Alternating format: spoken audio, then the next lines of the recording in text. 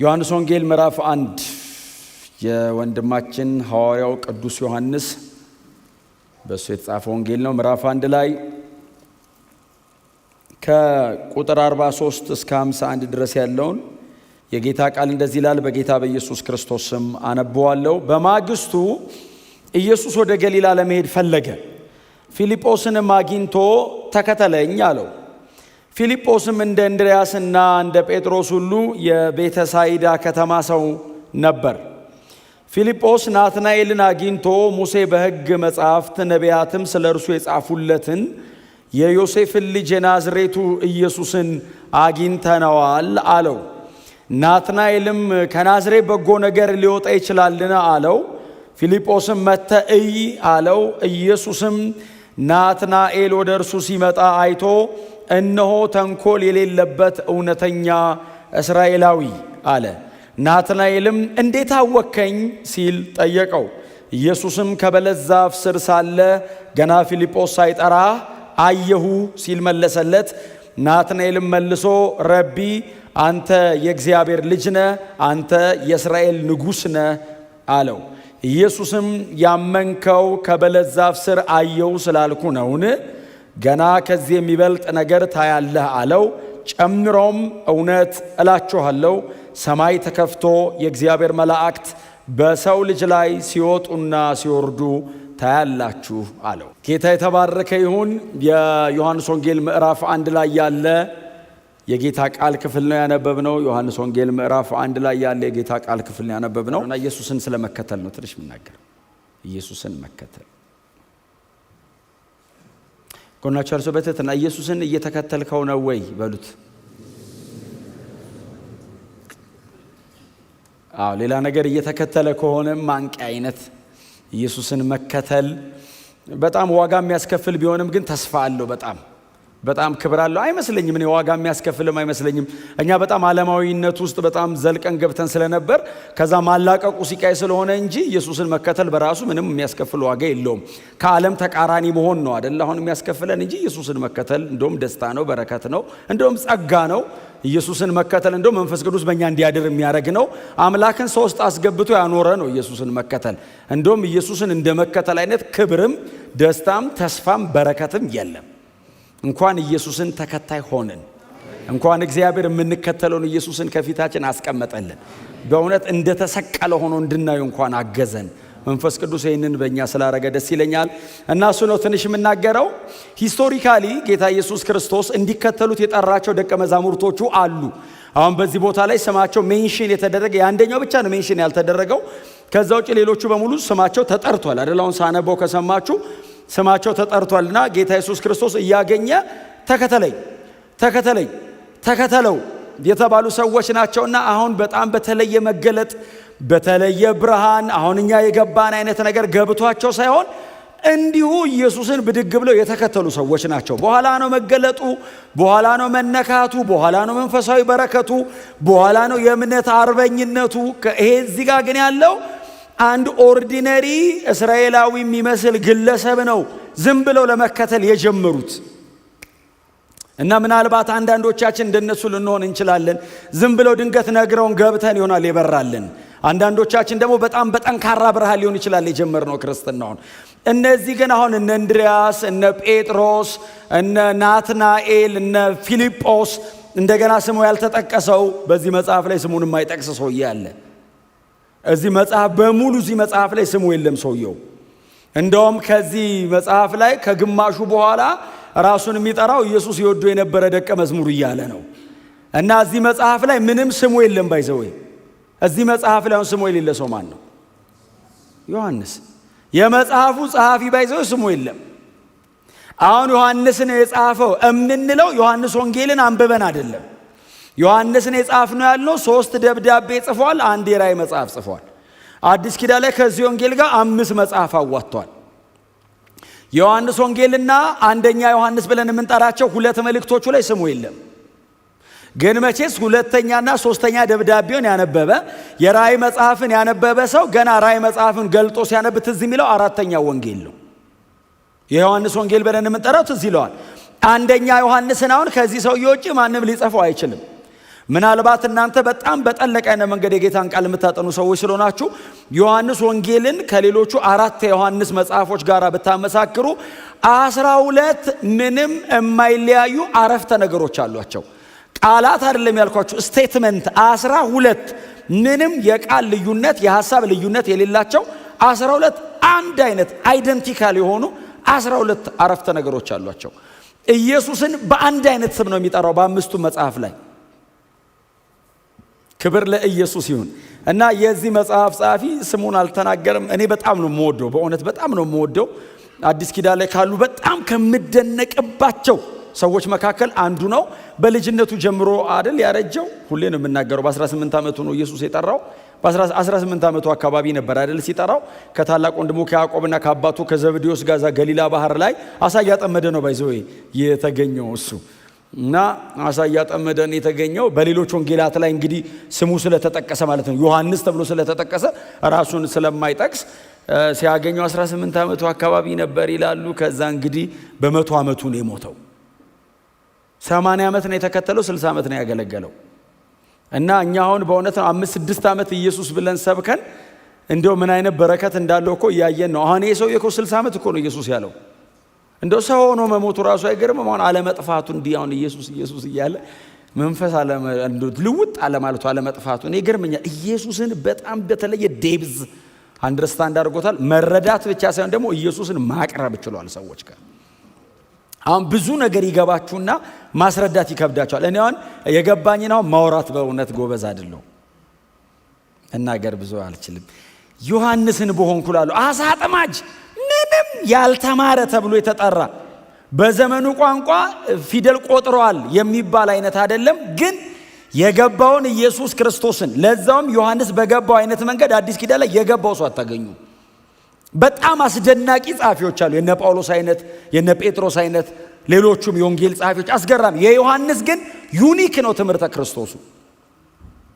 የትኛውም የወንጌል ጸሐፊ ከይሁዳ ቤተልሔም ተነስቶ ነው ወደ ሰማይ የሚሄደው። ዮሐንስ ወንጌል ሲጽፍ ከሰማይ ወደ ምድር ነው የወረደው። የዮሐንስ ትምህርተ ክርስቶስ ከመለኮትነቱ ጀምሮ ሰውነቱ ጋር ነው የሚመጣው፣ ከላይ ወደ ታች። የትኛውም ህንጻ አሁን ይሄን ህንጻ ስንሰራው ወደ ታች ቆፍረን ወደ ላይ ነው የሰራነው። ዮሐንስ ወደ ላይ ቆፍሮ ወደ ታች ነው የሰራው። የተንጠለጠለ ክርስቶሎጂ። እኔ አሁን አሳ አጥማጅ እንዴት ገባው ላለሁ፣ ኦኬ ገባው፣ የመንፈስ ብርሃን ነው። ማብራራት እንዴት ቻለ? በጣም አያችሁ፣ ሰው ተምሮ ብቻ አይደለም ተገልጦለትም ነው የሚያውቀው። መማርን የመሰለ ጥሩ ነገር የለም። ስነ መለኮትና ምግቡና ተማሩ። በጣም ብዙ የምትማሩ ልጆች እንዳላችሁ አውቃለሁ። እዚህ ቸርች ከመጣችሁ በኋላም ደግሞ ብዙዎቻችሁ ለመማር ወሰናችሁ ትምህርት ቤት የተመዘገባችሁ ሰዎች እንዳላችሁ አውቃለሁ። ሌሎቻችሁም ቶሎ ቶሎ ተመዝገቡና ተማሩ። ብርሃን ግን ከመንፈስ ቅዱስ ነው። ግልጠት ከትምህርት ቤት አይመጣም። የተገለጠልን ታደራጀዋለህ በዶክመንት እንጂ ብርሃን ይሁላችሁ እዩት። ለነገሩ ተምረዋል እኮ 3 ዓመት ተኩል ኢየሱስ እግር ስር ስህተት አልባ አስተማሪ አይታረም። ነገ ተቀየረ አይባል። እሱ ካፉ ይውጣ እንጂ የዘላለም ነው። እንደው እሱ ቶሎ አያወጣም እንጂ አንዴ ይተንፍሳት እንጂ የእግዚአብሔር ቃል ነች። ከሱ ነው የተማሩት ቁጭ ብሎ 3 ዓመት ተኩል። እና የኢየሱስ ክርስቶስ የሁሉ ነገሩ የአይን ምስክር ነው። የአይን ምስክር ነው። ከሌሎቹ የወንጌል ጸሐፊዎች ይልቅ የአንዳንድ ጉዳዮቹ የአይን ምስክር ነው። ባይዘው አሁን ሉቃስን የአይን ምስክር አይደለም። የአይን ምስክር ከነበሩት በጥንቃቄ የሰማሁትን ጽፌዋለሁ ይላል። የአይን ምስክር አልነበርኩም ግን ነበሩ። ለምሳሌ ኬፋ ነበር። አዎ ክሮኖሎጂካሊ ኦርደር እንዳይዛባ ኬፋን ቁጭ አድርጌ እየጠየቅኩ ነው የዘገብኩት ይላል። እሱ ደግሞ በጣም አዋቂ ነው ሰውየው። ማቴዎስ የአይን ምስክር ነው፣ ግን የዮሐንስን ያክል ጥግት ብሎ ግን ያየ ብዙ አታገኙ። ማርቆስ በጣም ልጅ ነበረ። ኢየሱስ የተሰቀለ ሰሞን የምታስታውሱ ከሆነ በወንጌሉ ላይ እሱም ስሙን አልጠቀሰም እንጂ በጣም እኔ ነኝ አላለም እንጂ። አሁን ትዝ የሚላችሁ ከሆነ ኢየሱስን ወደ አገረ ገዢው ግቢ ይዘውት ሲሄዱ አንድ ጎበዝ በሩቅ ይከተለው ነበር ይላል። ከዛ ተከትሎት ገባ ይላል። ሲገባ ሲይዙት ልብሱን ጥሎ ራቁቱን ሮጠ የሚል ቃል አለ። ያው ማርቆስ ነው ይላሉ፣ ወጣት ስለሆነ ስሙን አልጠቅስም ብሎ መሰለኝ አፍሮ ሊሆን ይችላል። ግን በቃ ራቁቱን የሮጠው ራሱ ነው ይላሉ። የሚጠቀመው ቃል የራሱ እንደሆነ የሚጠቁም አይነት የግሪክ ቃል ይጠቀማል። እና አሁን እሱም በጣም ፓርሻሊ በጣም ብለርድ እያደረገበት ነው ኢየሱስን በአካል ታስታውሷል። አሁን ልጅ ሆኜ ይላል። እነ ማርቆስ ጌታን ተቀብለው በጣም የጸኑት ኢየሩሳሌም ቤተክርስቲያን አካባቢ እናቱ ትልቅ ቤት ነበራት። እነሱ ቤት ጴጥሮስ በጣም ያገለግል ነበር። በጴጥሮስ አገልግሎ ነው የተተከለው። ለዛ ነው የማርቆስ ወንጌል የጴጥሮስ ስብከት ትንታኔ ነው። ከዮሐንስ ጥምቀት እስከ ኢየሱስ እርገት ነው የጴጥሮስ ስብከት። በጣም አጭርና ግልጽ ነች። 7 ደቂቃ ናት የጴጥሮስ ስብከት። በጣም ከረዘመች እሷን ስብከት ነው 16 ምዕራፍ አድርጎ ይበተናት። የሉቃስ ወንጌል የጳውሎስ ስብከት ትንታኔ ነው እንደምንለው ማለት ነው።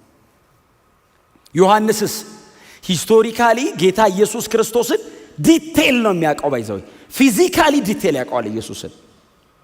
አሁን ሁሉም ተከትሎታል ልንል እንችላለን። የተሰቀለበት ሰሞን ግን ኢየሱስ መስቀል ላይ ሲሞት ፊት ለፊቱ ቆሞ የነበረው ደቀ መዝሙር ዮሐንስ ነው። ፊት ለፊቱ ቆሞ ነበር። እነኋት እናትህ ብሎ ማርያምን፣ እነሆ ልጅሽ ብሎ ማርያምን ኢየሱስ ክርስቶስ ከዮሐንስ ጋር ነው ያገናኘው። መጨረሻ ላይ የመጨረሻ የአንደበቱን ቃል ኢየሱስ የተናገረው ሐዋርያ ዮሐንስ ነው። የመጨረሻ ተፈጸመ የሚለውን ድምፁን ፊቱ ቆሞ ያየው ዮሐንስ ነው። ጎኑን በጦር ወጉት ብሎ የጻፈው ዮሐንስ ነው። ሲወጋ ያየ የለም። ጴጥሮስ ጀርባውን ተተለተለ ነው ያለው። ለምን? በሩቅ ኋላ ይከተለው ነበር ይላል ሉቃስ 22 ላይ። ስለዚህ የተተለተለው ነው ያየው፣ ስትራይፕሱን ነው ያየው። ዮሐንስስ ጎኑን ወጉት አለና ሲጽፍ እሱ ብቻ ነው የጻፈው። ደምና ውሃ ከጎኑ ወጣ አለ። አይቶት ምንድን ነው የወጣው? ደም። ከዛ ሲጽፍ ውሃ። ዲቴል የክሩሲፊክሽኑ በጣም ዲቴል ነው። ስለዚህ ከሌሎቹ የወንጌል ጸሐፊዎች ይልቅ ዮሐንስ ወንጌል ከወንጌሉ 47% የኢየሱስ መስቀል አካባቢ የተሰራ ወንጌል።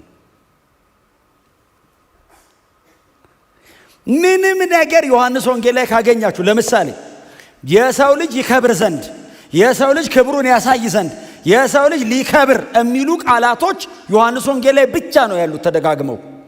እነዚህ ቃላቶች በሙሉ የሚያመለክቱት የኢየሱስን የመስቀል ሞትና ሞት ብቻ ነው። ክብሩን ይገልጥ ዘንድ ማለት አልዓዛርን ከሞት ያስነሳ ዘንድ ማለት አይደለም። በአልዓዛር መሞትና መነሳት የኢየሱስ መሞትና መነሳት ሊሰበክበት ነው።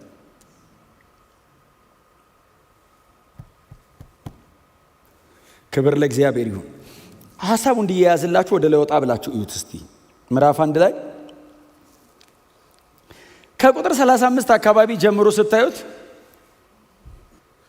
ጌታ ኢየሱስ ክርስቶስ አሁን በማግስቱም ይል ቃል አለ አይደል? እሱ በማግስቱም ይላል። በማግስቱ ሶስተኛ በማግስቱ ነው ምዕራፍ 1 ላይ ይሄ እና በሶስተኛ ቀን እንደማለት ነው። ዮሐንስ ኢየሱስን ባገኘው በሶስተኛው ቀን ዮሐንስ ተገናኘ መጀመሪያ፣ ከዛ በማግስቱ አለው፣ ከዛ ቀጥሎ ሌላ በማግስቱ አለ። አሁን ሶስተኛ ቀኑ ላይ ነው እና ጌታ ኢየሱስ ክርስቶስ ያልፋል። ዝም ብሎ ነው እያለፈ ያለው። አገልግሎ ገና አልጀመረም። ዮሐንስ ነው እያገለገለ ያለው። በጣም ዝነኛ አገልጋይ ዮሐንስ ነው። አጥማቂ ነው። እንደውም ከዚህ አንድ ቀን በፊት ትዝ የሚላችሁ ከሆነ የአይሁድ ሕዝብ በሙሉ ተሰበሰበና ፈሪሳውያንን ጠሯቸው። ኑ አሏቸው። አቤት አሉ ፈሪሳውያን። ይሄ የሚያጠምቀው ሰውዬ እዛ ዮርዳኖስ ወንዝ ሄዶ የሚያጠምቀው ሰውዬ ስለ ማንነቱ እስቲ ሂዱና አረጋግጡና፣ እናንተ የሕግ መምህራን ናቸው፣ ቴዎሎጂካሊ ሳውንድ ነው ወይ ትምህርቱ? አጠማመቁ ልክ ነው ወይ? በምን ስልጣን ነው የሚያጠምቀው? ደግሞ እሱስ ማን ነው? ሂዱና አረጋግጣችሁ ኑ ብለው ፈሪሳውያንን ጠርተው ሲጠይቁ እሺ አሉና ፈሪሳውያን ተሰብስበው ሴኔቱ የተወሰነ ሰው መረጠና ዮሐንስ ጋር ላኩ።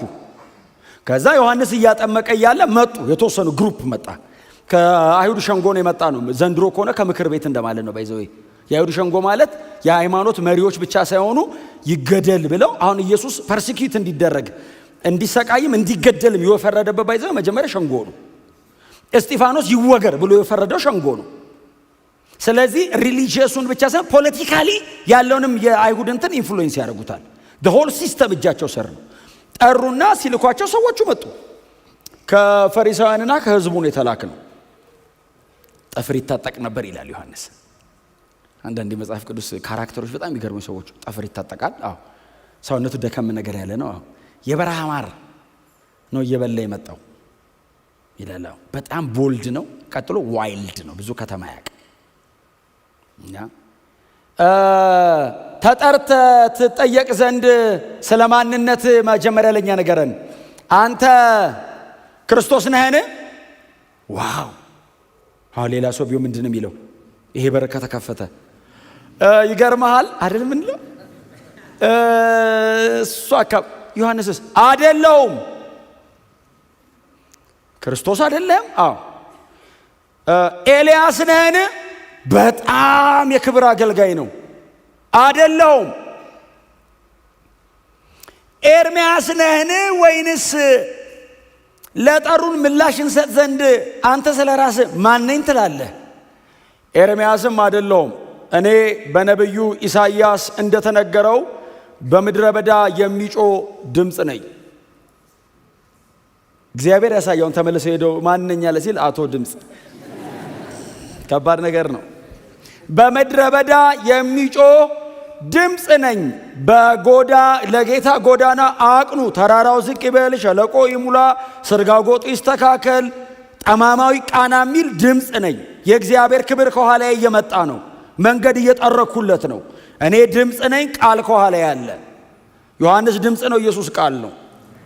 እኔ ነኝ፣ እኔ ጠርግለታለሁ፣ እሱ ይወጣል አለና እንደውም አለ አይደል? እንደውም በመካከላችሁ አለ። እኔ ድምፅ ሆኜ ቆሜ ያለው ከእኔ 6 ወር ነው የሚከተለው እሱ። በመወለድ 6 ወር ዮሐንስ ይቀድማል። በእርግጥ ዮሐንስ ኤልሳቤጥና ዘካርያስ ጋር ነው የጀመረው። ኢየሱስ የዘላለም አምላክ ነው።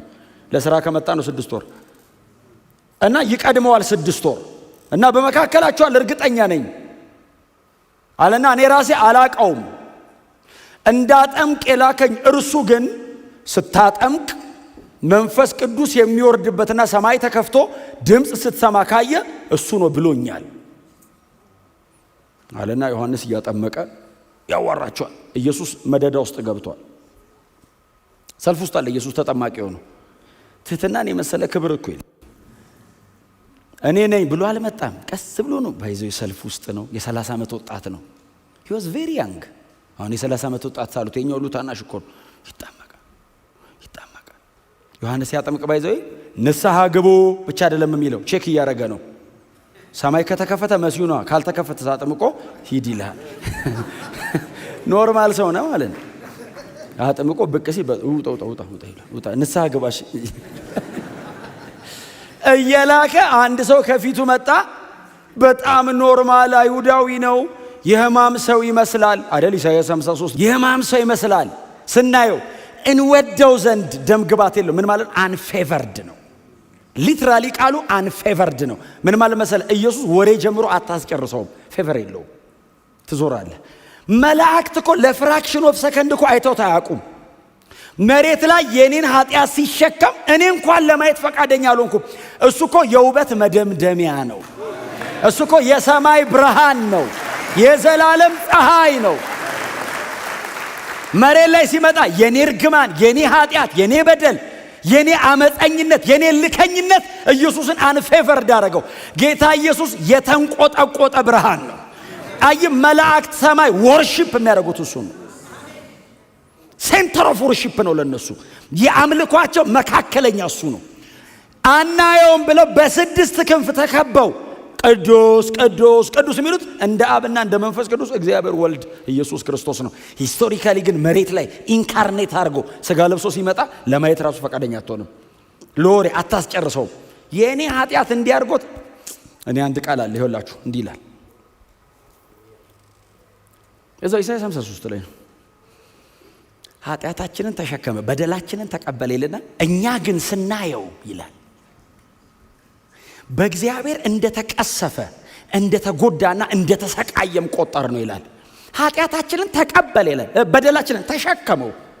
ከዛ ሳየው የኔ በደል፣ የኔ እርግማን፣ የኔ ኃጢአት እንዲህ ሳየው በእግዚአብሔር የተቀሰፈ ነው፣ የተጎዳ ነው። ቀጥሎ የተሰቃየ ይመስላል። እግዚአብሔር የሁላችንን በደል ላይ ሆነ አይ ሲመጣ አይገምትም፣ አትገምተውም። እውነቱን እኮ ነው እግዚአብሔር ምልክት የሰጠው። ጭንቅላቱ ዙሪያ ክብ ብርሃን አለ አላለውም። ኦርዲነሪ ነው። እንደውም ከሰው መሃል ማትመርጠው አይነት ነው። ለእንትንም ለምርጫም አይመችም። አናጤ ቤት ነው ያደገው። አይመስልም፣ ፈዋሽ አይመስልም። አሁን በጣም ያ ፌመስ ሰውዬ እዚህ ዮሐንስ አራሲ ያነሳው ሰውዬ የ38 ዓመቱ አልጋ ቁራኛ በጣም ነው የምወደው። ሁሉም ሰባኪ የሚያነሳው ይመስለኛል፣ አላቅም። እንደኔ በጣም የምናነሳው መጽሐፍ ቅዱስ ውስጥ ስላለ ነው። ባይዘው መጽሐፍ ቅዱስ ውስጥ አለ። 2000 ዓመት እንዲነበብ እግዚአብሔር ፈቅዶ አስገብቶታል።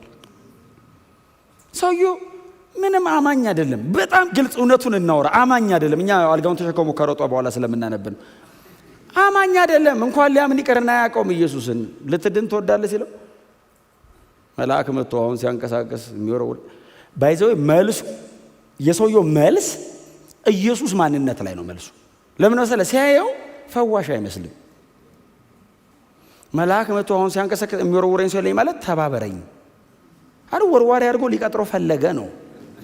አሁን ሰው የለኝም ማለት ምን ማለት ነው? ሰው ነኝ እንደው አንዴ መልአክ መቼ እንደሚመጣ አይታወቅም። ፌቨር አድርግልኝ፣ አብረኝ ክረም፣ ውለህ እደር፣ እንደው አንዴ ብትወረውረኝ ሲል አላወቀም። ምን ያውን በሰውየው አልፈርድም። ኢየሱስም ያልፈረደው ለዛ ነው። መልአክ የሚልከው ራሱ እንደመጣ አላወቀም። አረ በዚህ ዓመት እሱ አይመጣ ምን ይመጥቻለሁ ነው መልአኩ። ከዛ ጌታ ኢየሱስ አየውና እውነቱን አንደርስታንድ አደረገው። ኢየሱስ ታውቃለህ አሁን ፊቴን አይቶ ነው በፀሐይ የተቃጠለ የደፈረሰ አይን የተበላሸ ጸጉር የቆሸሸ አቧራ በአቧራ የሆነ አቧራ የጠገበ እግር አይቶ ነው በቃ አልጋ ተሸክሞ ይመን ብሎ በ6 ወር ደህንነት በ6 ወር ደቀ መዝሙር በአገልግሎት ትምህርት እንደ ትላንትና ባለ ስልጣና ሰውየው ወደ ጌታ አይመጣም በፍጹም። ስለዚህ በቃ አልጋ ተሸክመ ተነስና አልጋን ተሸክመ ወደ ቤት ሂድ። እኔ ወላችሁ አለማም እኔ አሁን ማያም እንዴት ይፈወሳል አላውቅም፣ ግን ተነስ አንድ ተአምራን ተነስ፣ ከዛስ አልጋን ተሸከም፣ ከዛ ወደ ቤት ሂድ። ብዙ እኮ ነው መዛም። ሰውየውም ተነስቶ አልጋውን ተሸክሞ እየሮጠ ኢየሱስ እሱን ፈውሶ ነገር እየፈለገ ነው። እዛ በሰንበት ቀን ያደረገው የሰንበት ጌታ ነኝ ለማለት ፈልጎ ነው። እዛ ቤተ መቅደስን መበጥበጥ ፈልጎ ነው። ሰውየው ደግሞ ሲሮጥስ አቋራጭ መንገድ እያለ በቤተ መቅደስ በኩል ነው የሮጠው። ፈሪሳውያን አስቆሙት ይላል። አቋራጭ እያለለት ዋናው መንገድ ለምን? ለምስክርነት እንዲመቸው ነው። አሁን አልጋ ተሸክሞ ብን ሲል እኔ ግን ሰውየው ራሱ አይገርማችሁም? አሁን ስም ማን ነው? ቸርች የት ነው? መቼ ነው ፕሮግራም አይጠየቅም እንዴ?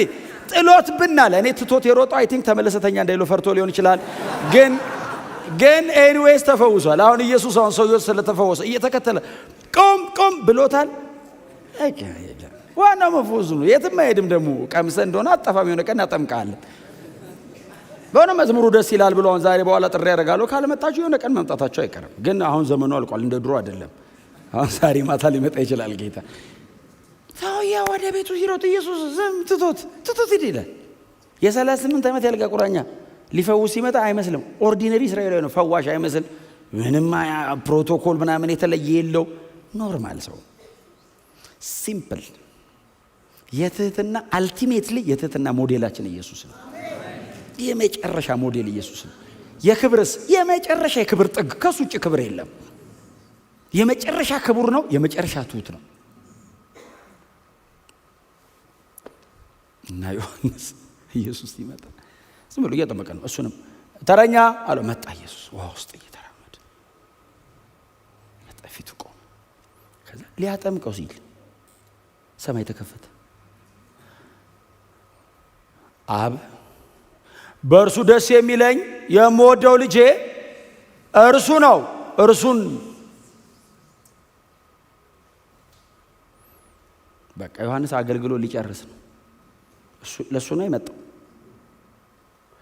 ዮሐንስ ሊያጠምቀው ሲል ልክ ሰማይ ተከፍቶ አብ ባይዘው አሁን ኦኬ ለኛው ነብይ ሊልክ ይችላል። ለኢየሱስ ነብይ የላክም። ላይቭ ነው ያወራው። ቀጥታ እንደዚህ አብ አልቻለም። የልጁ ጥምቀት ነው። ቀጥታ ሲያወራ ህዝቡ ነጎድጓድ። ዮሐንስስ ሰማው። አላጠምቅም አለው። አላጠምቅም አንተን ብያለሁ የመጣሁት የንስሐ ጥምቀት እኮ ነው ማጠምቅ ሲል ጌታ ኢየሱስ ተጋደውና ሕግን ሁሉ ጽድቅን ሁሉ ፈጽም ዘንድ ይገባናል አጥምቀኛል። ለምን አለው? ያለ ጊዜ ገልጠ መከራ እንዳታመጣብኝ አሁን አጥምቀኛል።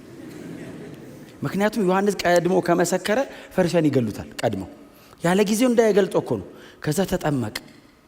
ከዛ ኢየሱስ ወጥቶ ሲሄድ አይቻለው፣ እመሰክራለሁ የእግዚአብሔር በግ አለ ከኋላው። ከዛ በማግስቱ የሚቀጥለው ቀን ዮሐንስ ኦልሬዲ እያገለገለ አገልግሎ አላቆመም። እያገለገለ ኢየሱስ ተጠምቆ በማግስቱ ማለት በጣም እኮ ከባድ ቀን ሆነ። የጥምቀት ቀን እያለፈ ዮሐንስ አየው ከሁለት ደቀ መዛሙርቶቹ ጋር ከእንድሪያስና ያ ስሙ ያልተጠቀሰው ሰውዬ ከሁለቱ ጋር እንዲያየው የእግዚአብሔር በግ ሲል ሁለቱ ምን አልክ ዮሐንስ አሉት።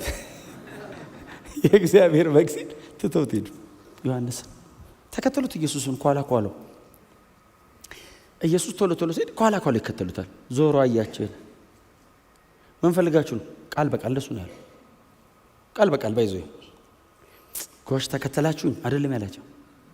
ዞራለ ምን ፈልጋችሁ ነው የምትከተሉኝ ሲል ረቢ፣ አሁን እሱ የእግዚአብሔር በግ ነው ያለው። እነሱስ መምህር።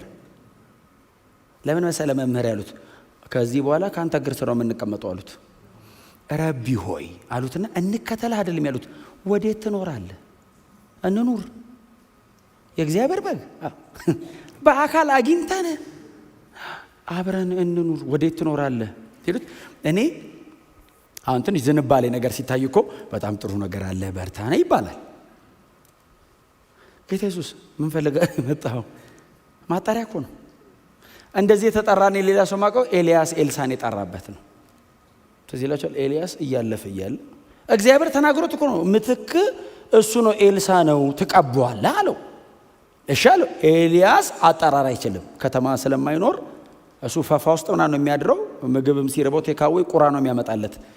ብዙ ከሰው ጋር አልኖርምና አጠራር አያውቅምና ዝም ብዬ እሄዳለሁ ከተሰማው ይምጣ ብሎ ዝም ብሎ ሲያልፍ አይደል ኤልሳ እያረሰ ነው በሁለት ጥማድ። ከዛ በመጎናጸፊያ ፊት ትንሽ ነካ አድርጎት አለፈ። ሮጦ መጣና ጌታዬ አለ። አቤት አለ። አንዴ ጥማድ በሬዎችን አርጄ ቤተሰቤን ተሰናብቼ ልምጣ ልከተልህ ሲለው ኤልያስ ምንድነው ያለው? ከኔ ጋር ምን አለ አለው። አለመምጣት ትችላለህ ሲለው ለምኖ እንደው እባክህ አስቆመው። ተከተለው። ጌታ ኢየሱስ እነ እንድርያስና ዮሐንስ ነው ሞስት ፕሮባብሊ የሚሆነው ዮሐንስ ነው። ካንተ ጋር መኖር እንፈልጋለን መኖሪያ የት ነው ሲሉት ኑ እዩ አላቸው። ይዟቸው ሄደና አብረውት ዋሉ ይላል። እስከ ቀኑ 10 ሰዓት ቁጭ ብለው አስተማራቸው። የመጀመሪያ ተማሪዎቹ ናቸው። ከአፉ ሲሰሙ አሉ። ከዛ ዮሐንስ ጋር ተመልሰው ሄዱ የሚል ጥቅስ የለም። ኢየሱስ የነካው ሰው ሄዶ ሌላ ሰው ይዞ ኢየሱስ ጋር ነው የሚመጣው። እንድርያስ እቺን ጉዳይ ለኔ ብቻ አትነግረኝም አለው። አንድ ወንድም አለኝ አለው። ቸኮል ቸኮል ይላል። የጴጥሮስ ወንድም ነው። ጴጥሮስን ወደ ጌታ ያመጣው እሱ ነው። ወደ ጌታ ማምጣት ያደል እንዴ? ሄደ አለው። ታንብብላችሁ። በጣም አስገራሚ መስካሪ። በእውነት ወደ ኢየሱስ ሰውን ማምጣት አለባችሁ።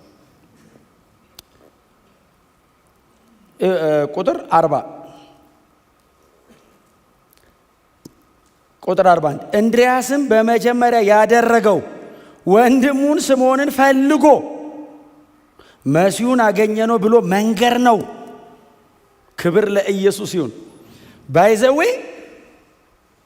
ምንም መጽሐፍ ላይ ያሉ ቃላት በእውቀት የገቡ ቃላት ናቸው። ራንደምሊ የተገኘው ቃል አይደለም የገባው። ፈልጎ የሚለው ቃል አብረው ላይሆኑ ይችላሉ ማለት ነው። ዞሮ ዞሮ ፈልጎ አገኘው። እሺ ሲለው መሲሁን አገኘነው። እንዲህ በቀልድ ነው እንዴ መሲሁ የሚባለው? ለአንድ አይሁዳዊ እኮ መሲህ ማለት እኮ ከዘፍጥረት 3:15 ጀምሮ እስካሁን ድረስ 6000 ዓመታት በመጽሐፍ ቅዱስ ደግሞ 1440 ዓመት ሲጻፍለት የከረመውን አገኘሁት ማለት እኮ ነው። እግዚአብሔር ከሰማይ እኛን ለማዳን ቀብቶ የላከውን መሲሁን አገኘ ነው ሲለው ጴጥሮስ በኋላ ፍሮንት ላይ የሚመጣው ሰውዬ ማለት መጣ። ኢየሱስ ከእንድርያስ ጋር መጣ። እኔ ጴጥሮስን በአካል ባቀው ብያስባለሁ። አንዳንዴ ችኩል ነው። መጣየው መጣ ሮም አይደል ጴጥሮስ መጣ። እዚህ ቀን ሮም አደባባይ ተዘቅዝቆ እስከ ተሰቀለበት ቀን ድረስ በቃ መጣ ሰውዬው መጣ። የምሩን ነው የመጣው። ያው መሀል ላይ ግን ባክ ማድረግ አድንለውም። እሱን ፍርሃት፣ አንዳንድ አለማመኖች ሲመጣ ሰው ነው ያመጣው። ወደኋላ ሲመለስ 1-4 ሰው ይዞ ነው የሚመለሰው። አንዴ ሲመለስ አይታችኋል። እንግዲህ በቃ የሚነሳ አልመሰለኝም እንሂድ ብሎ ይዟቸው ሄደ ነው የሚለው። 1-4 አሳጥማጅ። ክብር ለኢየሱስ ይሁን። እንድርያስ ጴጥሮስን አመጣው። ከዛ ደግሞ ፊልጶስ ደግሞ ናትናኤልን ይዞ መጣ። ፊልጶስ ሄደ፣ ናትናኤልን አገኘው። እንደዚህ ያለው ቀላል ሰው አይደለም ናትናኤል። ከበለስ ዛፍ በታች ተቀምጠሃል ማለት ምን ማለት መሰላችሁ? የዛ ዘመን የነበሩ የሕግ መምህራን እንደዛ ከዛፍ ጥላ ስር ተቀምጠው ነው ሕጉን የሚያጠኑት። ሕግ የሚጠናበት ቦታ ነው ባይዘው ኢየሱስ ሜንሽን ያደረገው። ዝም ብሎ ጥላ ስር ቁጭ ብለህ እያረፍክ ነው ማለት ሳይሆን ሕግ አመሳካሪ ነው ማለት ነው ሰውየው። እና ሄደና ዝም ብሎም አይደለም የመሰከረ መሲህ አገኘን አይደለም ያለው፣ የመጽሐፍ አዋቂ አይነት ነው ይሄኛው። ናትናኤል በኋላ ላይ አይ ቲንክ በርቶሎሜዎስ የሆነው መሰለኝ። በኋላ ላይ ከተከታዮች መካከል በርቶሎሜዎስ የሆነው እሱ ነው። እና መጣና ፊልጶስ እንደዚህ ያለው፣ ዛሬ ሄደን አብረን የዋልነው አንድ ሰው ሙሴ በሕግ ደግሞ ነቢያትም ስለ እርሱ የጻፉለትን ማንን ነው የሚለው? የዮሴፍን ልጅ የናዝሬቱን ኢየሱስን አገኘ ነው። አሁን የናዝሬቱ ኢየሱስን አገኘ ነው አልበቃውም፣ አይመጣለትም አሺ ብሎ። ሰውየው እጁ ላይ ጥቅልል ይዟል። የሙሴ ጥቅልል አለ እጁ ላይ። ሙሴ በሕግ አለው እዛ አለው ነቢያት የጻፉለትን አንተ ቁጭ ብለህ ነው ስታነብ የምትውለው። ያንተ የምታነባቸው መጽሐፍት መደምደሚያው ነው። ማን ነው አለው? የዮሴፍ ልጅ የናዝሬቱን ኢየሱስን አግኝተነዋል ሲለው፣ ይሄ ሲዋዛ ነው እንዴ? ከናዝሬት መልካም ነገር ይወጣል እንዴ? ከሕግ መጽሐፍትም ከነቢያትም ሳመሳክር ከናዝሬት መልካም ነገር ይወጣልን አለ። ባይዘው ወጥቶ ያውቃል። አሁን እኛ ብዙ ጊዜ ኢየሱስ ጋር መተን ይወጣልን ብለን ዮናስ ነብዩ ዮናስ የብሉይ ኪዳኑ ነብዩ ዮናስ አሁን ኢየሱስ ከመጣ በኋላ የናዝሬት ተባለ እንጂ ከዛ በፊት ዮናስ የተነሳው እዚህ አካባቢ ነው። ባይዘው አንድም የብሉይ ኪዳን ነብይ አለ ስሙን ቀጥታ ማላስታውሰው የተነሱት ከዚህ ነው። ባይዘው ኢየሱስን ላለመቀበል የሕግ መምህራን የሄዱት ርቀት ነው ባይዘው እንጂ ሰው ስላልተነሳ አይደለም። እንደነ ነብዩ ዮናስ አይነት ታላላቅ ሰዎች ለዛ እኮ ነው ጌታ ኢየሱስ ሜንሽን አድርጎታል። ከነብዩ ከዮናስ ምልክት በቀር ለዚህ ትውልድ አይሰጠውም ብሏል እኮ ኢየሱስ። ከነብዩ ከዮናስ ምልክት በቀር ለዚህ ትውልድ አይሰጠውም። ግን ይኸውላችሁ ርቀት ነው የሚሄዱት፣ ርቀት ላለመቀበል ስታስበው አንተ እዚህ ቤተልሔም እያለ ትልልቅ የሕግ መምህራን ያሉባቸው እነ ኢየሩሳሌም እያሉ ሌሎች የገሊላ ከተሞች እያሉ ከናዝሬት መልካም ነገር ሊወጣ ይችላልን ሲለው ምንድን ነው ያለው? ሊያስረዳው አልሞከርም።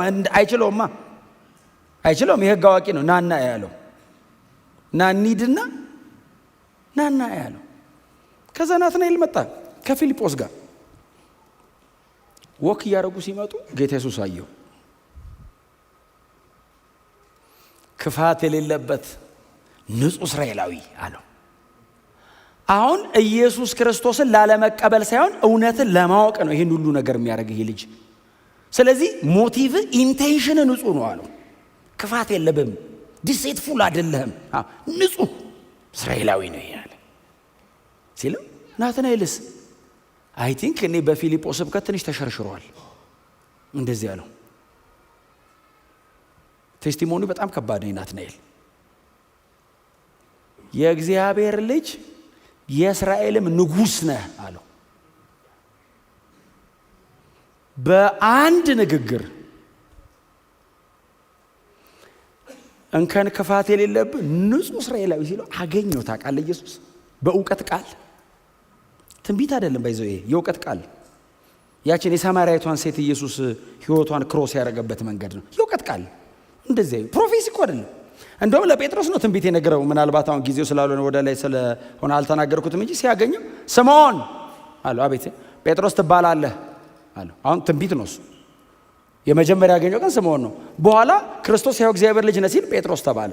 ትንቢት ነው እሱ። ወደፊት ጴጥሮስ ብዬ አወጣልሃለሁ ስምህን። ሸምበቆ ሆይ አለው። አቤት አለት ትባላለህ ወደፊት። ሸምበቆ አለት ትሆናለች አለ። ይሄኛውንስ የእውቀት ቃል ገለጠው። ክፋት የሌለበት ንጹሕ እስራኤላዊ አንተ አለው። መሲህ ተብሎ ነው የመጣው። አንተ የእግዚአብሔር ልጅ፣ ቀጥሎስ የእስራኤል ንጉሥ ነህ፣ የምንጠብቀው አንተን ነው ሲለው ጌታ ኢየሱስ ክርስቶስ እንደዚህ አለው። ይህንን ብቻ ስለተናገርኩ አመንክን? በዚች በጥቂት የእውቀት ቃል ልብህ ተሸረሸረ አመንከኝ አለው። አዎ ገና ከዚህ የሚበልጥ ታያለህ እና ተከተለኝ አለው። የመጀመሪያ ቀን ልቡ ትርክክ ብሎ ፈሰሰ ኢየሱስ እግር ስር። አለው። አመንክ እንደዚህ ስል አለው። ብዙ ሰው ብዙ ተነግሮት አያምንማ። ይሄስ እየጠበቀ ስለሆነ እግዚአብሔር እንዲህ ያሉትን ያግዛል። ለምሳሌ እዚህ ዮሐንስ ወንጌል ምዕራፍ 3 ላይ አንድ የሕግ መምህር አለ። ማታ የሚመጣ አሉ። እኛም ሀገር ማታ ጨለማን ተገናንገው ወንጌል የሚሰሙ በብርሃን መውጣት አልፈልግም። ሰውየው ሲጀመር የአይሁድ ሸንጎ አባል ነው። ኒቆዲሞስ ትዝ ይላችኋል። በጣም ኤሎኩዌንት ነው፣ ሕግ አዋቂ ነው፣ አስተማሪ ነው። ግን በንጹህ ልብ ስለሚፈልግ አገዘው። ኢየሱስ አገዘው። በንጹህ ልብ ነው ሰውየው።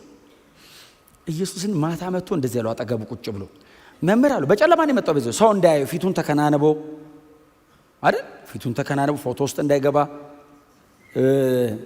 እንዳይታይ በጣም ተጠንቅቆ ቀሳለና ማታ መጥቶ ግን ልቡ ንጹህ ነው። ራሱን የሰወረው መከራ እንዳይመጣበት ፈርቶ ቢሆንም ግን እውነት ከሆነ ግን ማወቅ ፈልጓልና ኢየሱስ የሚያደርገውን ነገር ተከታትሎ አይቷል። አንተ የምታደርጋቸውን እነዚህ ምልክቶች ከሰማይ ካልተላከ በቀር ማንም ሊያደርጋቸው አይችልም አለው። መጀመሪያ ሲጀምር አንተ ከእግዚአብሔር ዘንድ የተላክ እንደሆንክ አውቃለሁ አለና ወደ እግዚአብሔር መንግስት እንድንገባ ምን እናርግ ሲለው፣ ጌታስ ምንድን ነው ያለው? ሰው ዳግመኛ ካልተወለደ በቀር ወደ እግዚአብሔር መንግስት አይገባም ሲለው፣ ኒቆዲሞስ ውጭውን እየዞርኩኝ ዳርዳርህን ሳይ በጣም አስገርመኝ ነበር። ምን አይነት ነገር ነው የምታወራው? ወደ እናቱ ሆድ እንደገና ገብቶ ሰው ድጋሚ ይወለዳል የምትለው? እኔ ሽማግሌ ነኝ፣ እንዴት አድርጌ ነው ገብቼ መውጣው አለ። ፍጥረታዊ ሰው እውነቱን ነው። አሁን እኛ እኮ በዚህ 2000 ዓመት ተሰብከን ነው በዚህ ያወቅነው። እሱስ የመጀመሪያ የሰማው እሱ ነው። በዚህ ሰው ዳግመኛ ካልተወለደ በቀር ወደ እግዚአብሔር መንግስት ሊገባ አይችልም። እንደገና ወደ እናት ሆድ ውስጥ ተገብቶ እንደገና ፕሮሰስ ተደርጎ ሪኢንካርኔት ነው የምናደርገው ሲል፣ ጌታስ ምን መሰለህ አይደለም ያለው፣ አንተ የሕግ መምህር ስትሆን አለው ብዙ ነገር አውቃለሁ እያልክ እንዴት ይነጠቅ? አስባችሁታል? አሁን የሕግ መምህር ነኝ ብሎ ራሱን እዛ ላይ ያስቀመጠን ሰው ቁጭ አድርገው እንዴት ይነጠቅም? በል ቁጭ በላለው አስረድቶት ሄደ። ሰውየውስ እስከ መጨረሻ የኢየሱስ ተከታይ ነበር። በዚህ መጨረሻ ላይ ሸንጎ መሃል ገብቶ ስለ ኢየሱስ የሚከራከረው አንዱ እሱ ነው። ሌላው የአርማትያስ ዮሴፍ ነው። ከሸንጎ መካከል ገንጥሎ ወጣው። በንጹህ ልብ ግን ይፈልገው ስለነበር ጌታ ኢየሱስ ክርስቶስ እውነትን ነገረው፣ አገዘው፣ ወደ ብርሃን አመጣው። ይህም ወጣት ልክ እንደዛ ነው። ሕግ አዋቂ ነው፣ ያነባል። ሚስጥር ነገር ሲነግረው እንከን የሌለብህ ክፋትም አታውቅ ንጹህ እስራኤላዊ ነህ ሲለው፣ አንተ የእስራኤል ንጉሥ ነህ የእግዚአብሔርም ልጅ ነህ አለው። በጣም ከባድ ስቴትመንት ነው። ባይዘው የእስራኤል ንጉሥ ነህ የሚለው መሲህ ነህ የሚል ነው ተተክቶ የሚገባው ቃል።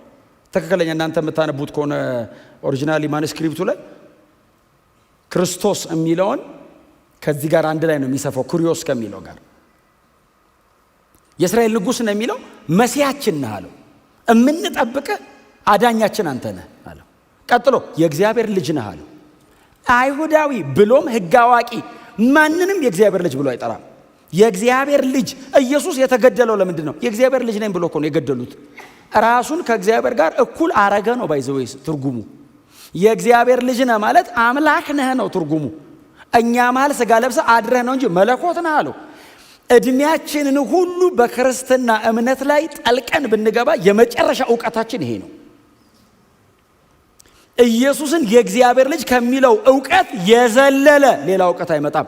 የእግዚአብሔር ልጅ ነው የሚለውን ግን በጣም በጥልቀትና በስፋት እናጠናለን። ሳንጨርሰው እድሜያችን ያልቃል። ፓኬጁ ግን ይሄ ነው። የምትጠበቀው መሲህ ክርስቶስ ማለት ነው አንተ ነህ። ቀጥሎ ከሰማይ የወረድክ በመለኮትነት ላይ ሰውነትን የደረብክ ደግሞ የእግዚአብሔር ልጅ አንተ ነህ። አምላክ ሰው ሆነ መሃላችን መጥተሃል። በመስቀል ላይ ሞተ ታድነናለህ አለው። ከዚህ ውጭ ክርስትና አለ እንዴ? ይሄ ነው በቃ። ጌታ ኢየሱስ ክርስቶስ እንደዚህ ያለው፣ በል ይሄንን የሚያክል ግዙፍ እውነት በዚች ጥቂት የእውቀት ቃል ካገኘ አለው ተከተለኝ፣ ብዙ የሚበልጥ ነገር ታያለህ አለው። ከዛ ለተሰበሰቡት ሁሉ እንደዚህ ያላቸው። የተሰበሰቡት የሚለው አሁን እኛ የሚመስለን ይሄን የሚያክል ጉባኤ ነው። 6 ናቸው መሰለኝ። ለተሰበሰቡት ሁሉ የሚለው 6 ናቸው። እንድሪያስ አለ፣ ጴጥሮስ አለ፣ ፊልጶስ አለ፣ ዮሐንስ አለ፣ ናትናኤል አለ። 5 ከጌታ ጋር 6 ለተሰበሰቡት ሁሉ። በኋላ ባይዘው አንዱ ብቻውን በ7 ደቂቃ ሰብከ 3000 የሚያመጣው ሁሉ ቢባል ያዋጣል። የከተማ ኩሌታ የሚከተላቸው እነዚህ ነው። ባይዘው ሁሉ አለ ኢየሱስ ለተሰበሰቡት ሁሉ የእግዚአብሔር መላእክት በሰው ልጅ ላይ ወደ ሰማይ ሲወጡና ሲወርዱ ታያላችሁ። ይህችን ራእይ ዘፍጥረት 28 ላይ ያያት ሰው አለ። ያዕቆብ የሚባል የይስሐቅ ልጅ ትዝ ይላችኋል። ኤሳው አሳዶት ከአባቱ ከይስሐቅ ቤት ወጥቶ ወደ እናቱ ወንድም ወደ ላባ ቤት ሲሄድ መሸበት መንገድ ላይ እና ምድረ በዳ ላይ ድንጋይ ተንተርሶ ጋደማል። ጋደም ሲል ሌሊት በራእይ መሰላል ከመሬት እስከ ሰማይ ተዘርግቶ የመሰላሉ ጫፍ ላይ እግዚአብሔር ይዞት ከመሬት ወደ ሰማይ የእግዚአብሔር መላእክት ሲወጡና ሲወርዱ በሕልም አይቷል። ጌታ ኢየሱስ ክርስቶስ ምን አለ? የእግዚአብሔር መላእክት በሰው ልጅ ላይ ወደ ሰማይ ሲወጡና ሲወርዱ የምታዩበት ጊዜ አለ። እኔ ነኝ መሰላሉ፣ ሰማይና ምድርን እማገናኘው እኔ ነኝ። በመስቀል በኩል መሰላል እሰራና እናንተ ወደ ሰማይ። እስቲ አሜን በሉ። ክሮስ የመስቀል ሞቱ። እኔ ያዕቆብ በይሰው ሲወጡ ሲወርዱ አየልና አሁን ያዕቆብ አይቲክ ጸልሏል። ይህ ስፍራ የእግዚአብሔር ቤት ነው ብሎ አይደል ዘይት አፈሰሰና የአምላኩን የእግዚአብሔርን ስም ጠራ ይላል። ከዛ የእግዚአብሔር ቤት ብሎ ስሙ ማነው? ቤቴል ነው ያለው። የእግዚአብሔር ቤት ብሎ ሄደ።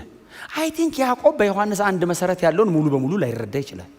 ግን ይሄ ነገር ግን የእግዚአብሔር ቤት ነው። መላእክት ሲወጡና ሲወርዱ አየው። በጣም አስገራሚ ነገር ነው። ይሄ ነገር የእግዚአብሔር ቤት ነው ብሎ ሄደ። ጌታ ኢየሱስ መጣ። እኔ ነኝ መሰላሉ አለ። የዘላለም ሞት ተሰብሮ ሰማይና ምድር የሚታረቁበት አገናኝ ብሪጅ፣ በዘላለም ጥፋት ውስጥ በተወሰነ ሰውና በዘላለም ጽድቅ በሚኖር በእግዚአብሔር መካከል መሀል ላይ ነው ያለው አለ።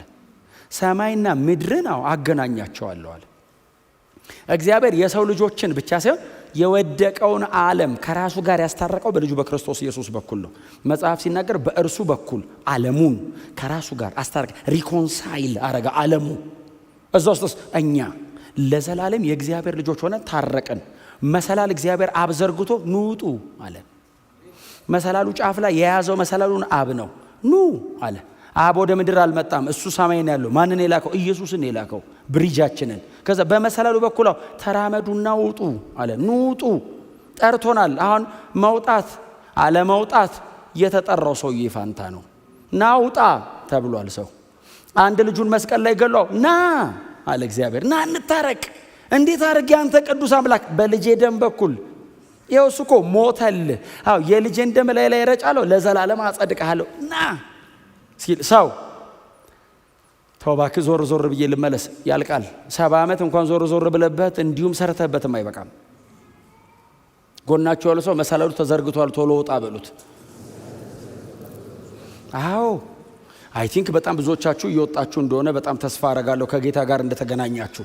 ግን ምናልባት እኛ መካከል መሬት ቆሞ እንደዚህ አንጋጦ ወደ ሰማይ የሚያይ ሰው ካለ ዛሬ ይሄው እንጋብዛችኋል። ይሄው እውነቱ ይሄ ነው። ከዚህ የሚበልጥ ታያላችኋል። ምንድነው ከዚህ የሚበልጥ የምናየው?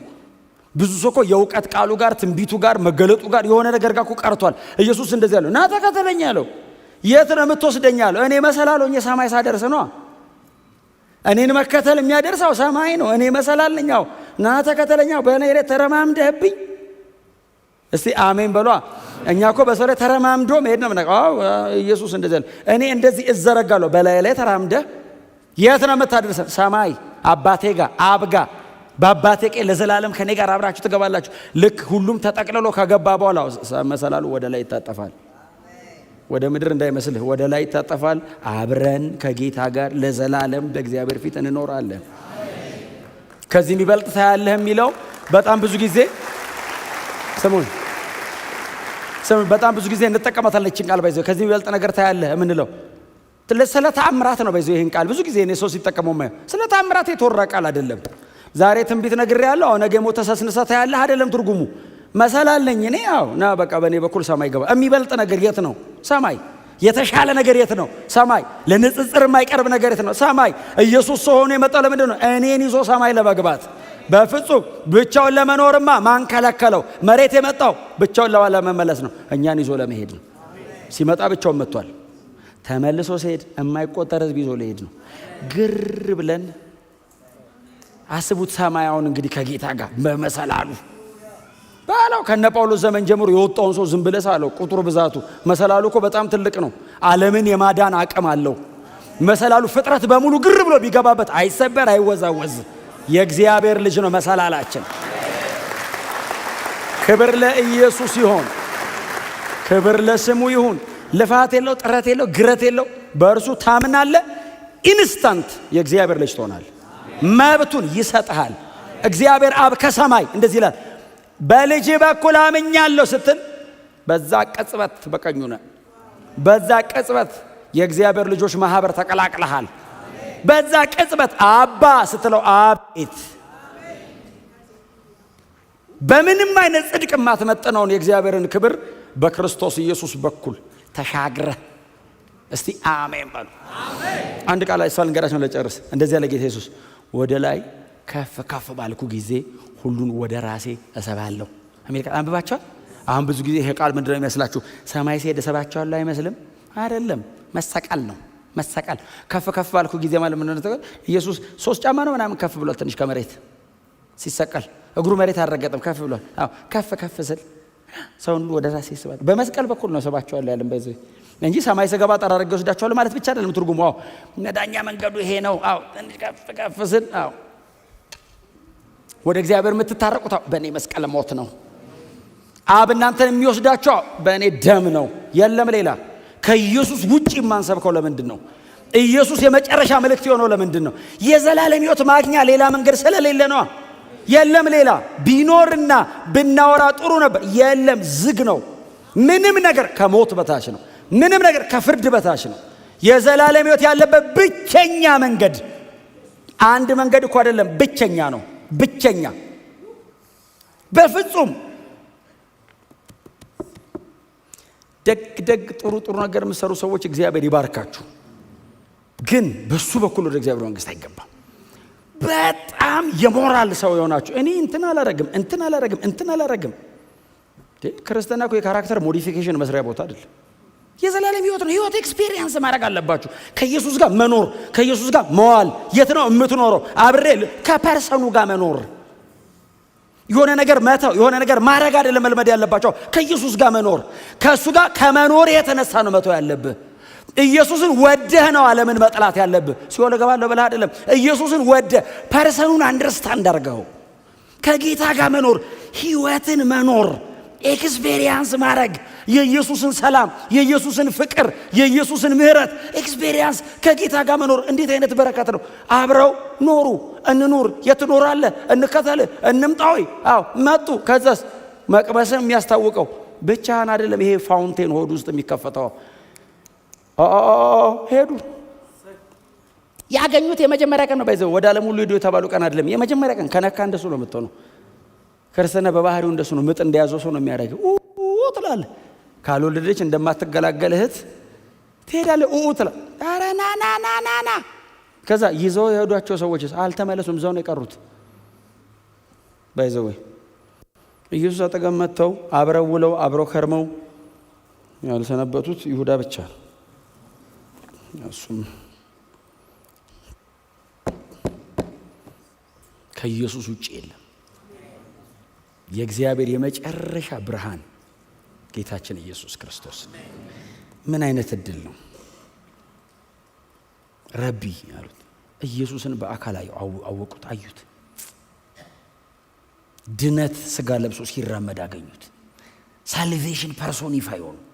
ድነት እንዲተነካ አብረው በሉ ከድነት ጋር እስከ 10 ሰዓት ዋሉ ይላል ከዘላለም አምላክ ጋር። እሱ ዘመን የሌለው አምላክ 10 ሰዓት አብራችሁን ቆዩ አላቸው። በእነሱ ጊዜ አቀጣጠር፣ በእነሱ ቀመር ውስጥ ገብቶ ወንጌል ከኢየሱስ ውጪ እድልም ተስፋም የለም። ዛሬ ምናልባት አዲስ ለሆኑ ሰዎች ብቻ ሳይሆን ለኖርን፣ ለኛም ለኖርን ጌታን እናውቃለን የምትሉ ሰዎች በእግዚአብሔር ቤት ኖር ያለው ይገርማል ብላችሁ ትምህርተ ክርስቶስን በስኬለተን የምታቆሙ በጣም ጎበዝ ቴዎሎጂካሊ ብዙ ነገር የምታውቁ ሰዎች የምታነቡ ሰዎች ምናልባትም አዲስ የሚሆናችሁ ሰዎች ካላችሁ ከጌታ ጋር መኖር ልመዱ። ኢየሱስን ኤክስፔሪየንስ አድርጉት። ኑሩ ከኢየሱስ ጋር በእርሱ ፍቅር መኖር፣ በእርሱ ህይወት መኖር፣ ኢንጆይ ማድረግ። አባቶች እኮ ያንን ህይወት ኢንጆይ ያደረጉት። ከዛስ እስር ቤት ሲገቡ ማን ያቋርጠው ህይወቱን? ደስ ይበላችሁ ይላል። ህይወት ነው። ኮምፕሌን አረግ ደግም ይላለው። ሊሰቅሏቸው ሲሉ እንደ ጌታዬ አወሬ ክብር ነው ዘቀዘቀኝ። ይሄ እኮ ህይወት ነው።